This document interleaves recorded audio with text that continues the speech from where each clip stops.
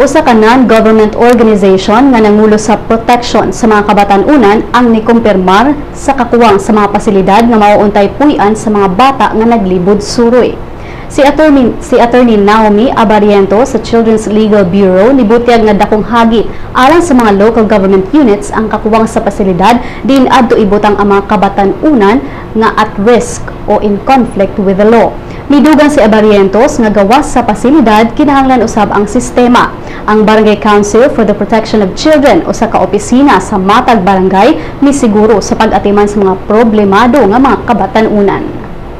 Pero it would be best for all local government units, dili lang ang City Hall, of course, to have a facility for this. And I think ang DSWD man sad siguro would be able to help in that. So if ever mabutang ka temporary ra man na siya nga shelter diha, ilan ang i-forward sa lain nila nga facilities either sa Haven or sa Home for Girls kung girls na siya. Ang actually luoy lang kung boys ang ma-rescue kay wala gi facilities unfortunately.